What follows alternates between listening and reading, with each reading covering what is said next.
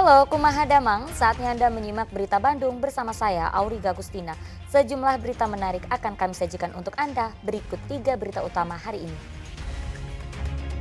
Janji manis pemerintah membangun JPO belum terrealisasi, warga Ciroyom Kota Bandung protes dan bongkar beton perlintasan kereta. Warga korban tanah bergerak di Cianjur berharap dapat tempat relokasi yang lebih aman. Diduga terkena serangan jantung, calon wakil Bupati Ciamis yang Diana Putra meninggal dunia.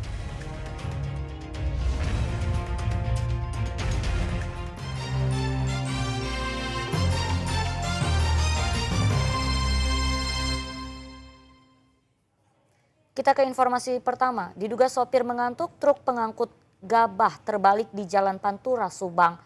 Meski tidak ada korban jiwa, tetapi muatan truk yang bercecer di jalan sempat membuat arus lalu lintas macet.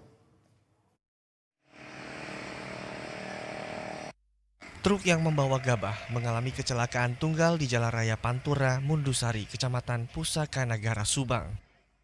Truk terbalik sehingga menyebabkan muatannya berserakan di jalan.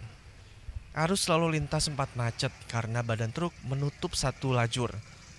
Kecelakaan ini bermula saat truk melintas dari arah Jakarta menuju ke Cirebon. Tepat di area jembatan, truk oleng diduga sopirnya mengantuk. Lantaran membawa muatan berlebih, truk akhirnya terbalik. Gimana kejadiannya, Bu? Oh ya, katanya supirnya ngantuk. Gabah berat jadinya terbalik.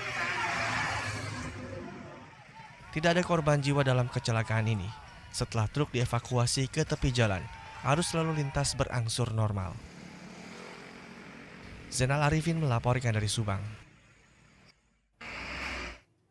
Ya, beton yang memblokade jalan perlintasan kereta di Ciroyom, Kota Bandung dibongkar warga dan pedagang. Mereka protes lantaran jalan perlintasan ditutup, tetapi jembatan penyeberangan orang yang dijanjikan belum juga dibangun.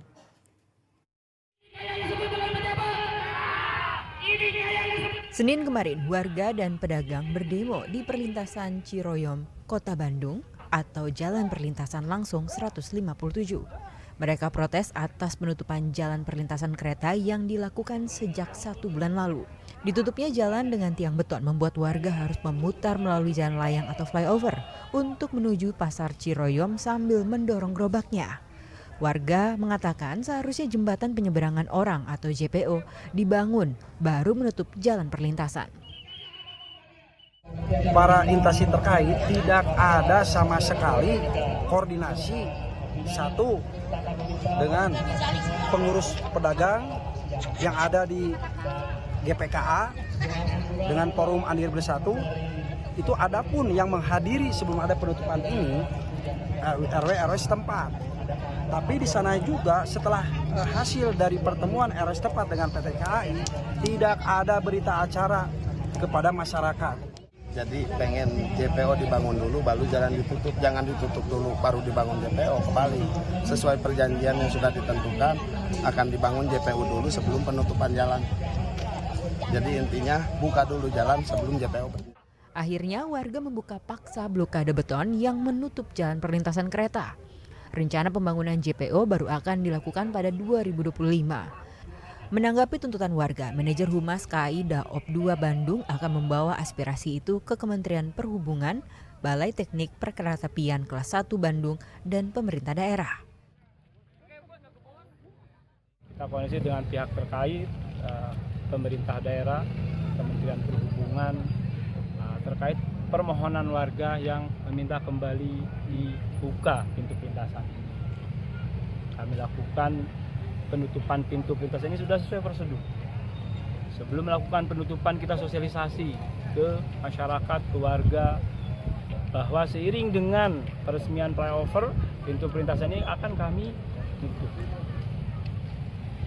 untuk kendaraan roda 2 maupun roda 4. PT KAI menutup jalur kereta Ciroyom sejak 23 Oktober lalu untuk mengurangi kecelakaan. Penutupan itu diganti dengan pembangunan JPO. Namun warga meminta JPO dibangun terlebih dulu, baru jalan penyeberangan kereta ditutup. Muhammad Rizal melaporkan dari Kota Bandung. Berita lainnya, hari ketiga usai bencana tanah bergerak, puluhan warga desa Wargasari, Kadupandak, Cianjur masih mengungsi di aula kantor desa. Sebagian warga berharap segera direlokasi ke tempat baru yang lebih aman. Puluhan warga Kampung Cilengsir dan Kampung Cibogo Desa Wargasari, Kadupandak, Cianjur masih bertahan di pengungsian pada Senin malam. Mereka untuk sementara tinggal di aula kantor desa karena rumah mereka tak lagi bisa dihuni akibat bencana tanah bergerak. Saat ini harapan warga untuk kembali pulang ke rumah sangat kecil karena kondisinya rusak. Warga berharap pemerintah segera merelokasi mereka yang terdampak ke tempat tinggal yang baru. Saya segera ingin mendapat dari pemerintah perlindungan tempat tinggal yang layak untuk kami. Pengennya segera gitu. Ibu siap untuk direlokasi nanti? Siap insya Allah. Soalnya saya nggak punya tempat lain, Pak. Tempat saya semua hancur. Sementara itu perangkat daerah setempat masih menunggu hasil penelitian Badan Geologi untuk menentukan apakah warga bisa kembali ke rumah mereka masing-masing. Pada saat ini kami juga masih menunggu hasil survei dan menunggu survei dari Badan Geologi apakah mereka bisa kembali ke tempat asal atau harus relokasi. Kami masih menunggu tahapan tanggap darurat pertama. Apabila bisa memungkinkan tanggap darurat pertama tidak usah diperpanjang, tapi kalau di lokasi tersebut tidak memungkinkan, kami masih akan menunggu perpanjangan tanggap darurat kedua. Sebagai bentuk kesiapsiagaan, pemerintah kabupaten telah menyiapkan makanan, minuman, serta alat tidur untuk para pengungsi. Saat ini pemerintah sedang berkoordinasi dengan Pemprov Jawa Barat untuk merelokasi warga ke tempat aman. Untuk makanan-makanan sudah kita siapkan, termasuk alat-alat tidur, alat-alat untuk kit ya, sehari-hari sudah disiapkan. Kami kerjasama dengan pihak Provinsi Jawa Barat. Gitu. Kemudian juga untuk makanan, minuman juga sudah disiapkan beberapa hari ke depan. Tentunya yang akan saya pikirkan untuk nasib mereka ke depan. Pada Senin sore, pergerakan tanah masih terjadi di Desa Wargasari, Kadupandak, Cianjur.